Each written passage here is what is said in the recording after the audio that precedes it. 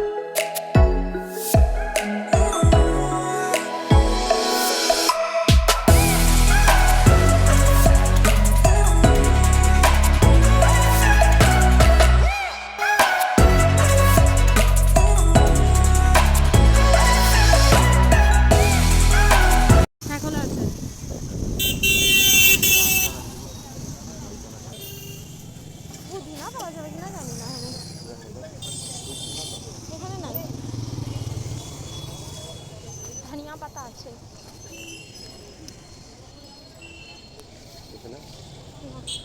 না না,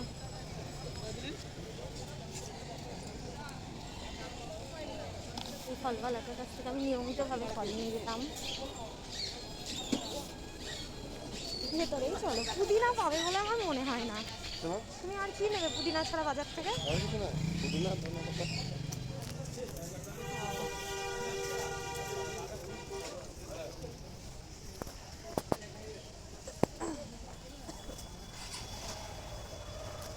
পুদিনা পাতা আছে?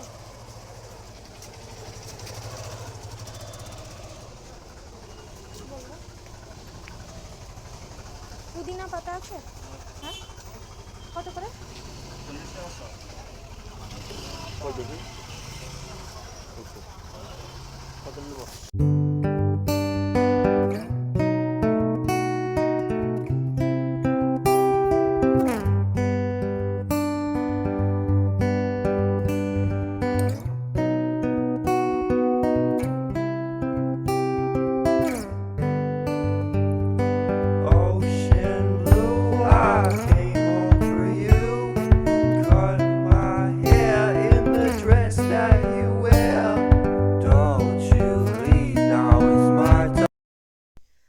বাড়ি চলে এসেছি, চেঞ্জও করে নিয়েছি। আর বাইরে যাওয়ার আজকে একটাই উদ্দেশ্য ছিল, সেটা হচ্ছে যে আজকে যে রেসিপিটা হবে তার জন্য পুদিনা পাতা লাগতো, আর পুদিনা বাড়িতে ছিল না, ধনে পাতাও ছিল না। তো এই দুটোর জন্য একটু মার্কেট গেছিলাম, কিছু ফল নিলাম, তো সমস্তটা নিয়েই তাড়াতাড়ি বাড়ি চলে এসেছি।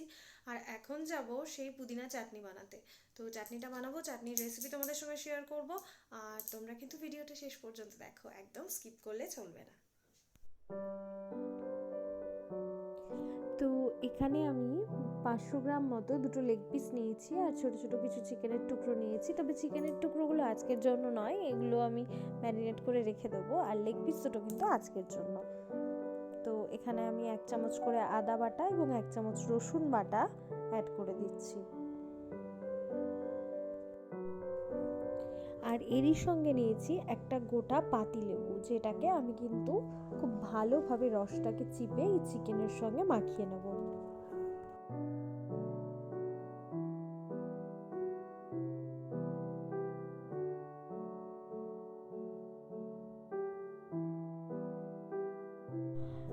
আর এবারে অ্যাড করব আমি সামান্য লবণ। এখানে আমি 1 চামচ মতো লবণ নিয়েছি, তোমরা তোমাদের স্বাদ অনুযায়ী লবণ ব্যবহার করবে।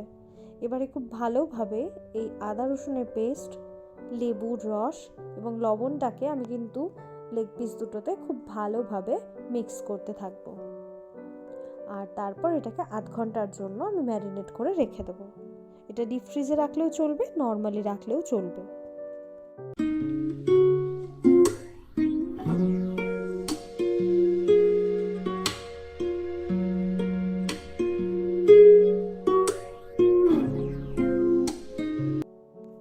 এবারে একটা কড়াইকে খুব ভালোভাবে গরম করে নিয়ে একে একে দারচিনি, জয়িত্রী, এলাচ দিয়ে খুব ভালোভাবে এটাকে শুকনো খোলায় কিন্তু নাড়াচাড়া করে নেব। এবং একটু ভাজা ভাজা হয়ে আসলে আমি অ্যাড করব গোটা গোলমরিচ এবং কিছু পরিমাণ লবঙ্গ।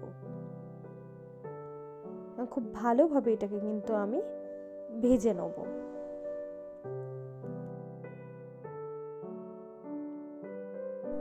এবারে মিক্সার গ্রাইন্ডারে দিয়ে আমি একদম এটাকে ডাস্ট বানিয়ে নেব।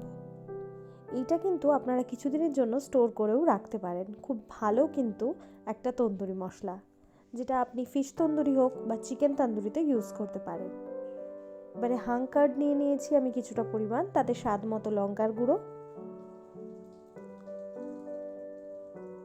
এখানে আমি হাফ টেবিল স্পুন মতো লঙ্কার গুঁড়ো ব্যবহার করেছি, হাফ টেবিল স্পুন লবণ, 1 টেবিল স্পুন জিরে গুঁড়ো, হাফ টেবিল স্পুন ধনে গুঁড়ো এবং স্বাদ মতো তন্দুরি মশলা, যেটা আমি বাড়িতে বানিয়েছি, আর কিছুটা পরিমাণ কসুরি মেথি, যেটাকে আমি ক্রাশড করে কিন্তু এর মধ্যে মিক্স করে নেব।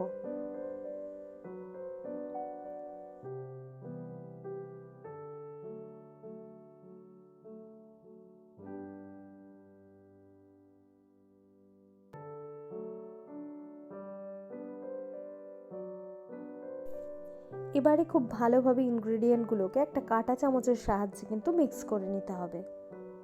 আর তারপর ইউজ করব মেটালিক রেড ফুড কালার, যেটা খুব অল্প পরিমাণ দিলেই কিন্তু খুব সুন্দর কালার চলে আসে।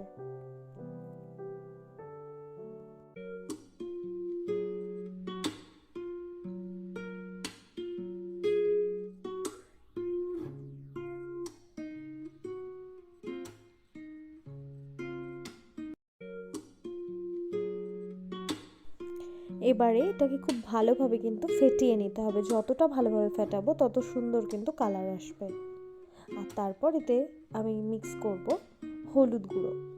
আমি এখানে হাফ টেবিল স্পুন হলুদ গুঁড়ো ব্যবহার করেছি, স্বাদ মতো চিনি, তবে সমস্ত ইনগ্রেডিয়েন্টেরই স্বাদটা কিন্তু ব্যালেন্স হয় চিনিটা দিলে।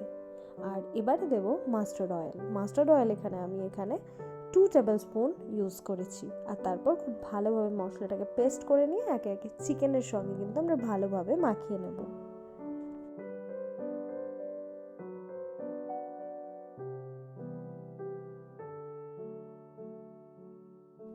আমাদের তন্দুরি মশলা কিন্তু একদম রেডি। এবার এই চিকেনের সঙ্গে এটাকে ভালোভাবে মিক্স করে নিয়ে আমরা চিকেনটাকে ফ্রিজেও 3 ঘন্টার জন্য ম্যারিনেট করে রাখতে পারি, বা এটাকে আমরা বাইরেও নর্মাল রুম টেম্পারেচারেও 3 ঘন্টা ম্যারিনেট করে রাখতে পারি।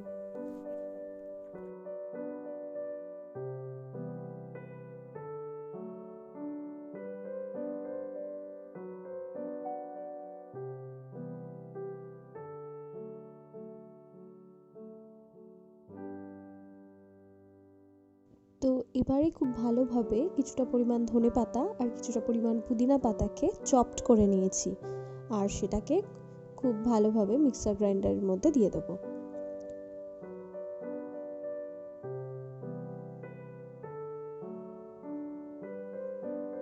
স্বাদ অনুযায়ী এখানে 5 থেকে 6 কোয়া রসুন দিয়ে দেওয়া হলো এবং 3টে মতো কাঁচা লঙ্কা। আর হাঙ্কার্ডের যে ছেঁকে রাখা দইয়ের জলটা, সেটা কিন্তু এবার এখানে দিয়ে স্বাদ মতো লবণ আর চিনি দিয়ে এটাকে খুব ভালোভাবে মিক্সার গ্রাইন্ডারে গ্রাইন্ড করে নিতে হবে, যেন একটুও দলা পেকে না থাকে। আর এই যে সসটা, এটা কিন্তু আপনারা ফ্রিজে স্টোর করতে পারেন 7 থেকে 10 দিনের জন্য। সেক্ষেত্রে কিন্তু কোনো পরিবর্তন হবে না। যখন খাবেন তখন সামান্য পরিমাণ টক দই মিশিয়ে নিয়ে এটা খাওয়া যায়। এবারে 2 চামচ বাটার নিয়ে সেটাকে মাইক্রোওয়েভের তাওয়াতে খুব ভালোভাবে ব্রাশ করে নিচ্ছি।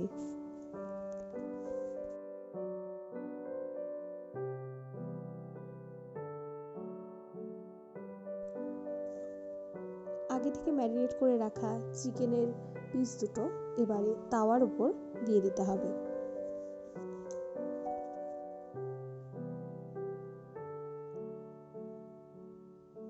এবং তারপর এটাকে মাইক্রোওয়েভের মধ্যে দিয়ে দিচ্ছি।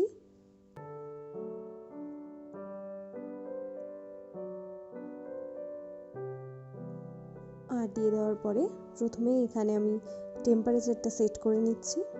কনভেকশনের টেম্পারেচার 180 ডিগ্রি, আর সঙ্গে টাইম এখানে 25 মিনিট দিলাম। তার মাঝে একবার বের করে এটাকে 10 মিনিটের সময় একটু উল্টে দেওয়া হবে।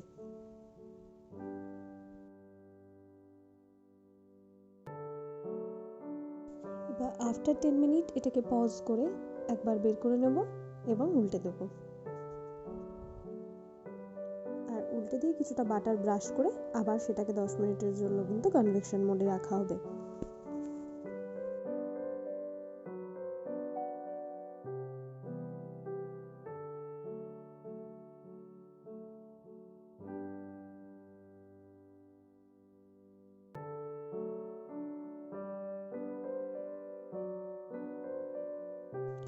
বেশ সুন্দরভাবে কিন্তু একটা সাইড এখানে হয়ে গেছে। এবার আরেকটা সাইডকে উল্টে দেওয়া হলো, আর একটু বাটার ব্রাশ করে এটাকে এবার মাইক্রোওয়েভের মধ্যে আবার দেওয়া হবে।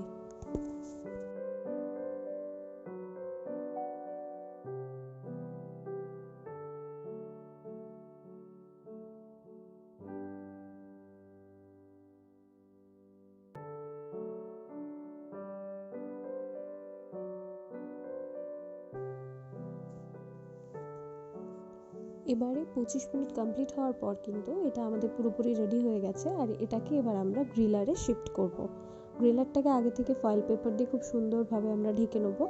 আর ঢেকে নিয়ে তারপর এগুলোকে দিয়ে তার উপরে বাটার গ্রিস করে আবার কিন্তু এটাকে আমরা ওভেনের মধ্যে দিয়ে দেবো।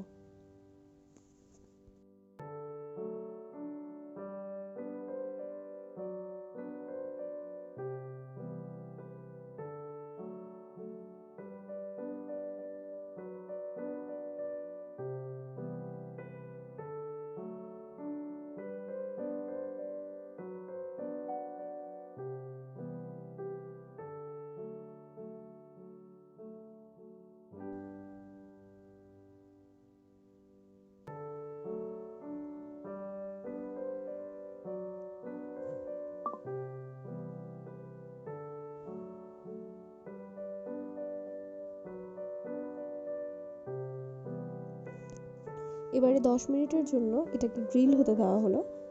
আর 4 মিনিটের সময় এটাকে বার করে নিয়ে একবার দেখে নেব যে ঠিক আছে কিনা। তো ঠিকই আছে, তো আরেকটু হবে।